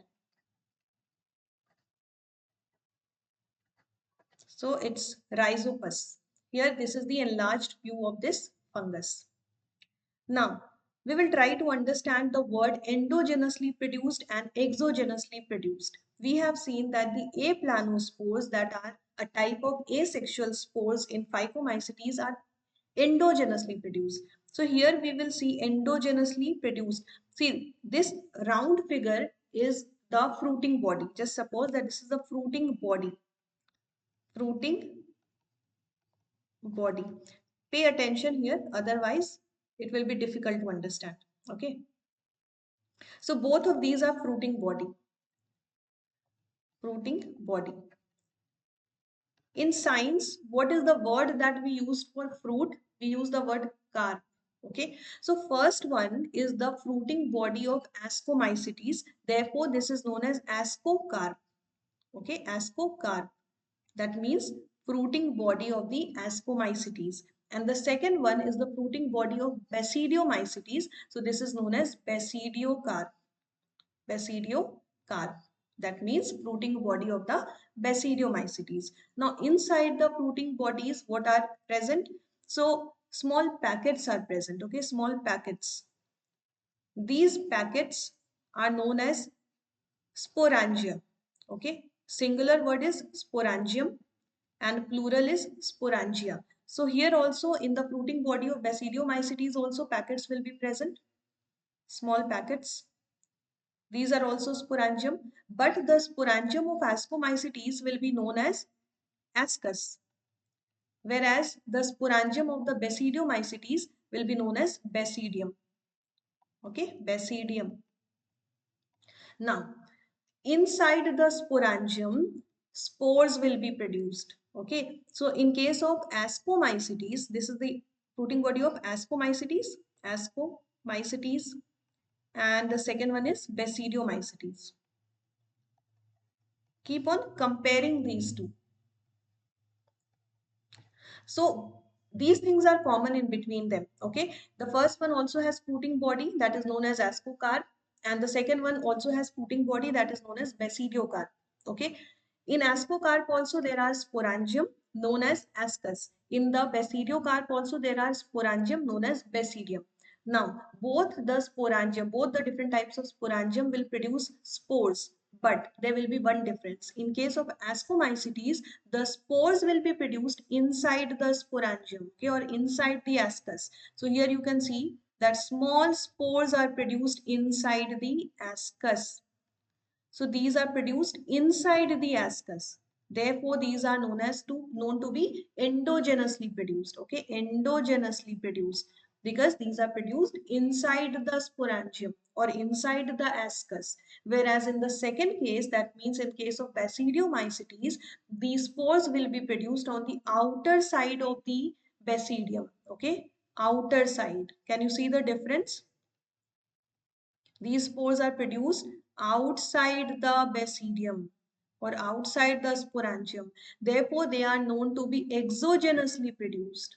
Okay, so this is the main difference between Ascomycetes and Basidiomycetes. In Ascomycetes, the spores are being produced endogenously. In Basidiomycetes, these are being produced exogenously. But you also have to remember the examples. Okay, so endogenously produced spores. Examples are aplanospores, and ascospores.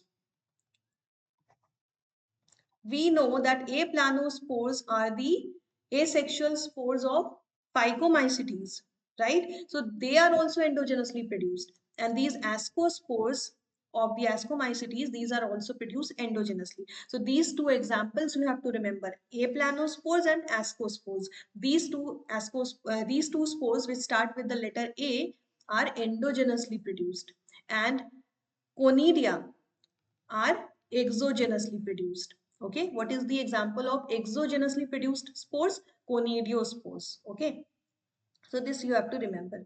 Now let's come to the Ascomycetes. We have discussed about the Phycomycetes. Now we'll come to the Ascomycetes. These are commonly known as sac fungi. You can remember from the first three letters. Ascomycetes have first three letters A, S, C. If we rearrange them and write S, A, C, it will become sac. So these are commonly known as sac fungi. Okay, these are mostly multicellular. Example is penicillium. Okay, penicillium. This is the example of multicellular Ascomycetes, and they can rarely be unicellular. Example is Saccharomyces, that is commonly known as yeast. Okay, this is the exceptional type of fungi that is unicellular. Generally, fungi are multicellular. Okay, they are saprophytic because they cannot make their own food. They are decomposers. That means they can decompose the dead and decaying organic matters. They can be parasitic as well. Okay, they can be disease causing or coprophilous. That means they can grow on dung. Coprophilous means they can grow on dung. So they can be anything: saprophytic, decomposers, parasitic, or coprophilous. Then the next point is that they have branched and septate mycelium. We already know that only the first one, that is Phycomycetes, have aseptate mycelium. Okay, all the others have septate and branched mycelium. Then again, we'll discuss about the spores. So what are the asexual spores here? Conidia. And we know that conidia are exogenously produced. These are exogenously produced. That means they are produced outside the sporangium, okay, not inside. So it is written they are produced exogenously on the special mycelium known as conidiophores. So the mycelium is known as conidiospores. Here is the diagram, okay, Different types of conidiospores are shown here. You can see this is the mycelia. This is the special mycelium on which spores are born. So this is conidiospore on which the spores are produced. That spores are known as conidia. Okay, these are exogenously produced. You can see that these spores are not produced inside. These are produced outside. Okay, here also conidia and chain is produced. Here conidia and bunch. So different type of conidia can be produced. Here these conidia are single. In the second one, the conidia are arranged in a form of chain, and in the third one, the conidia are arranged in the form of bunch. So they can be present in any form. The only important thing to remember is that they are exogenously produced. Okay. Now, this was about the asexual spores. Conidia are the asexual spores. So what are the sexual spores? We know that in case of ascomycetes, the sexual spores are ascospores. In case of basidiomycetes, they will be basidiospores. Okay. So the sexual spores are ascospores, which are produced endogenously in sac-like asci. Okay. We know that ascus is the singular form and asci is the plural form. We know that in case of ascomycetes, this is the fruiting body known as ascocarp. Ascocarp. Inside the ascocarp, there will be sac-like structure or packets-like structure known as ascus. Okay, each one of them is known as ascus, and the plural word is asci. So these are in general asci. Okay, all together are known as asci. Now, the inside the asci, the sexual spores known as ascospores will be produced. Okay, these are endogenously produced inside the sac-like asci. Now you have understood this statement. Now these asci are arranged in different types of fruiting bodies called ascocarps. We have seen that asci are present inside the fruiting body known as ascocarps. So here is the diagram. This is the fruiting body. Okay, this is the fruiting body that is known as ascocarp. Okay, inside the ascocarp you can see in blue color. In blue color you can see sac-like structure. Sac-like structure. These are the asci. Asci, and inside the asci small green colored spores are present. You can see. Okay, so these are the ascospores. These are ascospores. I hope it is understood. Now we'll see the examples of the ascomycetes. So we have aspergillus here. This is the aspergillus, and these are other types of ascomycetes. Okay, different types of ascomycetes. Now we come to the next type, that is basidiomycetes. We have discussed two types of fungi, phycomycetes and ascomycetes. Now we come to the third type, that is basidiomycetes. Examples are very common thing that we see, like mushrooms we eat. Okay, that is the example of basidiomycetes. Bracket fungi and puffballs. These are the examples of basidiomycetes. Now I have one doubt, that the figure I have used in ascomycetes, I don't know if these are the examples of ascomycetes or basidiomycetes. Just confirm. Okay, I don't know what are these because it is not labeled here, so we will check. Okay, but aspergillus is the example of ascomycetes that I know. Okay, I think these two are examples of basidiomycetes, but I'm not sure, so you also check. Okay, so let's come to the basidiomycetes now. We know that all the mushrooms, bracket fungi and puffballs, these come under the basidiomycetes. They generally grow on soil or logs of wood, tree stumps and in living plant bodies as parasites. Okay. These have branched and septate mycelium. We already know that other than phycomycetes, all have branched and septate mycelium. Here we have also discussed that the sexual organs are absent in basidiomycetes. Still sexual reproduction takes place. Okay, so vegetative reproduction is by fragmentation. That means asexual reproduction is by fragmentation. Asexual reproduction, whereas the sexual reproduction is by plasmogamy. So plasmogamy is the sexual mode of reproduction here. Okay, in case of basidiomycetes, the asexual reproduction takes place through fragmentation and sexual reproduction takes place through plasmogamy. Plasmogamy means what? Fusion of two vegetative or somatic cells of different genotype. So two cells will come together, they will fuse. Okay, these cells will have nucleus of their own. So first these cells will fuse together, but nuclei will not fuse. In the next step, nuclei will fuse. That means first plasmogamy will take place, then karyogamy will take place, and then meiosis will take place. Okay, this also we have discussed in the reproduction of fungi. So here is the diagram for the sexual reproduction.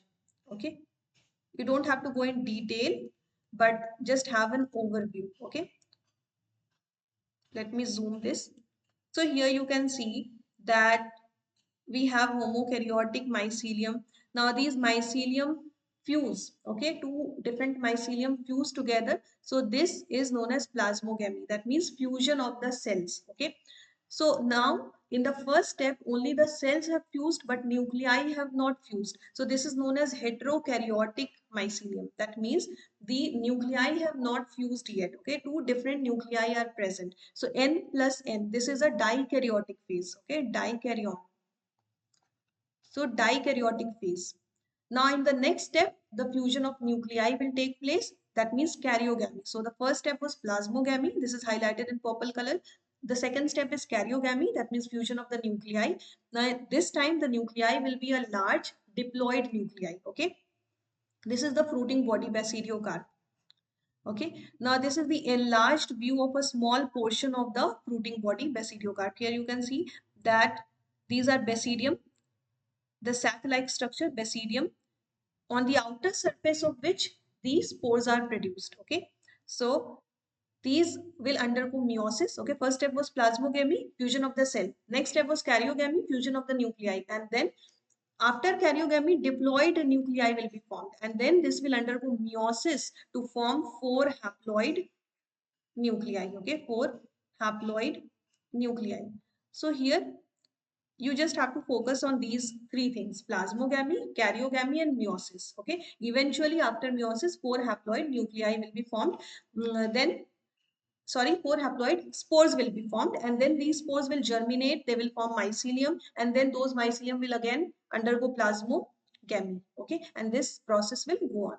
Okay, so this was about the basidiomycetes. Now we'll see the examples of basidiomycetes. Okay, first one is agaricus, that is mushroom. Second one is astilago, okay, or ustilago, that is known as smut fungus. You can see that this corn is affected by the ustilago. Okay, this corn is affected by ustilago. And the third one is Puccinia, that is known as rust fungi, because it looks like rust on the iron. Okay, this is red or brownish in color, therefore it is known as rust fungi. Okay, so these examples are correct. You just check the examples that I mentioned in ascomycetes. Okay, I hope you have seen these figures. Now we come to the last type of fungi, that are deuteromycetes. Okay, what do we already know about deuteromycetes? That only asexual reproduction takes place in deuteromycetes, no sexual reproduction. And this is the reason why they are also known as imperfect fungi, because no sexual reproduction is taking place in case of deuteromycetes. Okay, no sexual reproduction. And the second point we already know, they have septate and branched mycelium. And the last point is that they only have asexual spores, because sexual reproduction is not taking place. So only asexual reproduction is taking place, and that too through the asexual spores known as Conidia. So which is the only fungi, or which is the fungi which reproduces only through Conidia? So it is deuteromycetes. Okay. So in ascomycetes also we have seen conidia were formed, but in that case sexual reproduction was also taking place. In this case only the reproduction is taking place only through conidia. Okay, and D for deuteromycetes, D for decomposers. So this also you have to remember. These are the decomposers of litter. They act as decomposers, and therefore they help in mineral cycling. Okay, because they are helping in decomposition. Now is the example of deuteromycetes. These are the three examples of deuteromycetes. Alternaria, you can see these leaves are affected by alternaria. Next one is Coletotrichum. This strawberry is affected by the Coletotrichum. And the last one is Trichoderma. So this is the Trichoderma. Okay. I have used the figure so that you find it interesting to study, because the to remember the names it's quite difficult, okay, and it sometimes it becomes boring. So this was all about the fungi. Okay, we have discussed four types of fungi: Phycomycetes, Ascomycetes, Basidiomycetes, and Deuteromycetes. I will advise you to revise this again and again so that you can remember the names and facts about each one of them. Okay, now the next topic is virus. So we know that in the five kingdom system of classification, the first one is Monera, second one is Protista, third one is Fungi. So three we have already discussed. Fourth and fifth are Plantae and Animalia. So we will discuss the kingdom Plantae and Animalia in separate chapters. The next chapter, that is chapter number 3, is Plant Kingdom, and the fourth one is Animal Kingdom. So about them we will discuss there. So why are we discussing about these viruses here, or to which kingdom these viruses belong? They do not belong to any kingdom. Why? Because we know that in each of the five kingdoms there was at least one cell present. Even in the simplest of the kingdom, that is kingdom Monera, at least one cell was present. Okay, that were unicellular organisms. But this virus is acellular. They do not have a single cell. They do not have the cell of their own. Therefore, these are not included in any of the kingdoms. But why are we studying about them? Because their effects are observed in our day-to-day life. Okay, these affect us in many ways. Okay, especially they cause diseases in us. Okay, so it's very important to discuss about them, to have knowledge about them. Okay, so what is the first point about viruses? That they have no place in the five kingdoms. Why? Because they have no cell. Okay, so they act as obligate parasites. They cannot synthesize their own food. They have no cellular machinery. So definitely they depend on other organisms. Okay, so these are obligate parasites. They use the machinery of other organisms, right? They have no cell or protoplasm of their own. Therefore, they are known as acellular organisms. Okay, without cell. Now, these viruses were discovered by DJ Ivanovsky. DJ Ivanovsky in the year 1892. Okay. The crystallization of virus was done by W.M. Stanley in the year 1935. Through this crystallization, he realized that these viruses are largely made up of protein. What they are made up of? They are made up of protein. So here the name of three scientists is important. First one is Ivanovsky, DJ Ivanovsky, who discovered the viruses in the year 1892. Second one is W.M. Stanley, who crystallized the viral particles in the year 1935. And third one is Bijerinik. And this is very important because in the year 1898, he gave the phrase contagium vivum fluidum. Okay, he called viruses to be contagium vivum fluidum, that means living infectious fluid. Okay, these are not considered as organism because these are just infectious particles. Okay, so living infectious fluid, this thing was given to viruses by Bijerinik. Now on the right side you can see here, can you see this?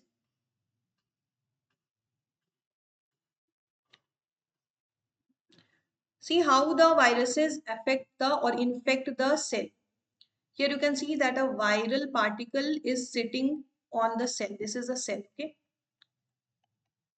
So this is the protein coat, outer part of the virus, that is protein coat in yellow color. Inside the yellow color, you can see in blue color, this is the nucleic acid, okay? Or the genetic material of the viruses, genetic material. So they generally pass their genetic material inside the cell that they infect. Okay, and there these genetic materials start dividing themselves. They start replicating. Okay, and viruses are generally considered to be nucleoprotein because we have seen that they have two parts, the outer protein coat, and inside that protein coat are nucleic acid is present, okay, as the genetic material. So they are also known as nucleoprotein. That means made up of nucleic acid and protein.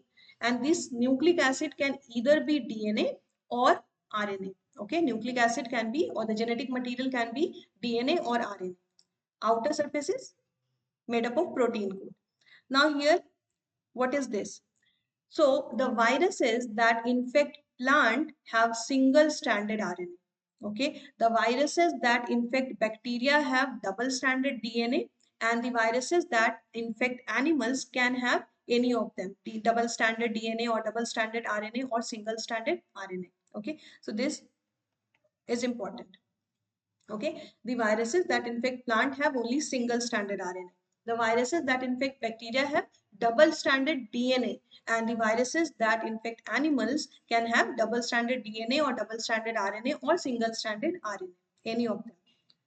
Now, we will discuss the structure of the viruses. Okay, so mainly we have to study about two types of viruses here. Okay, there are many types of viruses, but here the examples that we have to consider is only two. First one is bacteriophage. This is bacteriophage. Okay, that means this is the virus that infects bacteria. This bacteriophage infects bacteria. And we have discussed that the viruses that infect bacteria have double-stranded DNA. So this is the nucleic acid, and that is double-stranded DNA. Okay. How do they pass their genetic material? They sit on the surface of the cell. Then it works like an injection or a syringe. Okay, we push the upper part or the backward part of the syringe to pass the liquid into the cell, right? Similarly, this upper part will be pushed downward, and this DNA will move from here and inside the cell, and then this will take its original position. Okay, so this way it passes its genetic material into the cell. And the second example is tobacco mosaic virus. We have also discussed that the viruses that infect plants have single stranded RNA. So this is the genetic material in yellow color. This is single stranded RNA. And in green color you have the protein code. Now this protein code in general are known as capsid. Okay, these are known as capsid, and these capsids are made up of capsomeres. So each one of them small parts, these small parts are known as capsomeres. Okay, and many capsomeres together form the protein code, that is capsid. Okay, now what are the diseases caused by the viruses? So they cause different types of diseases in plants and animals. In case of plants, the diseases that are caused by the viruses are mosaic formation, leaf curling, leaf rolling, vein clearing, and chlorosis. All these are the diseases caused by viruses in plants. And in case of animals, the diseases are herpes, AIDS, influenza, mumps, smallpox, meiosis. Is it meiosis? Okay, we have to check this. I think this is by mistake. Rubella and polio. I don't know if meiosis is a disease, but I doubt here. Okay, so I'm just eliminating it from here. Herpes, AIDS, influenza, mumps, smallpox, rubella, and polio. These are the diseases caused by the viruses. Now we come to the viroids. So we know that there were some organisms that were not included in any of the five kingdoms. So these organisms were viruses, viroids, and prions. So viruses we have discussed. Second one is viroid, and the next one will be prions. Okay. So viroids are naked viruses. That means they do not have a protein code. We know that the viruses are enclosed inside the protein code, but these viroids are not enclosed inside the protein code. So no protein code is available here. Okay, and these are generally smaller than the viruses. Okay, these are smaller in size than the viruses. These are generally low molecular weight RNA. Okay, simply these are low molecular weight RNA particles. Okay, without any protein code. And who was the discoverer? So the T.O. Diner, the scientist who discovered viroids, was T.O. Diner in the year 1971. And one of the important disease that is caused by viroids is potato spindle tuber disease. So here you can see this is the potato. Potato is generally round in shape. When they are infected by viroids, the shape of the potato changes from round to spindle-like, okay, or tube-like. So it becomes like this, very thin. Okay, this is the new shape of this shaded part is the new shape of the potato. So potato becomes like this. What will happen? The yield or the productivity will decrease. Okay, so this way it infects the potato. So this is known as potato spindle tuber disease. It changes the shape of the potato into spindle-like. And the last organism that we have to study here is the prion. plants. Okay, these are also not included in any of the kingdoms. So we know about the proteins, that proteins have three types of structures. Okay, they have primary structure, secondary structure, and tertiary structure, right? Eventually the proteins fold themselves to form the tertiary structure. Okay, so see this yellow color, this is the protein, this is the protein, this is the primary structure of the protein. Eventually it will form a tertiary structure like this. Suppose the tertiary structure looks like this. Okay, so this is the general thing that happens with protein. But what if there is some problem in the folding of protein?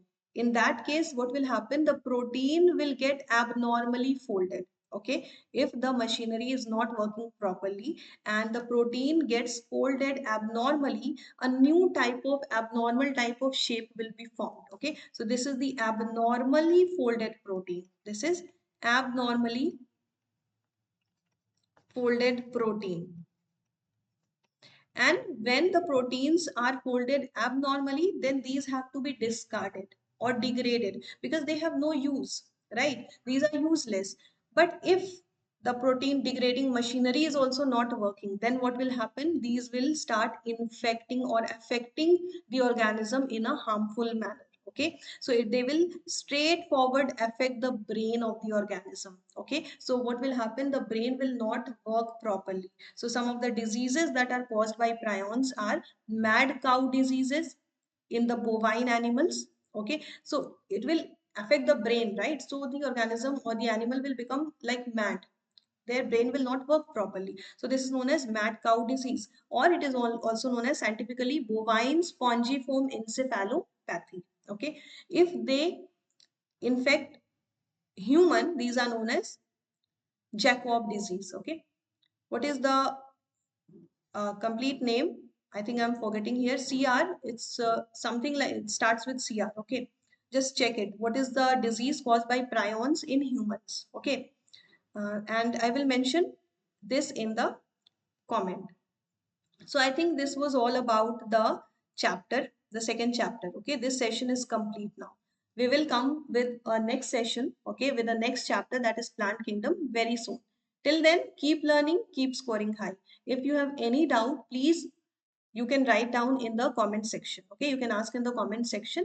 And if you haven't subscribed the channel yet, please do subscribe and like and share this video.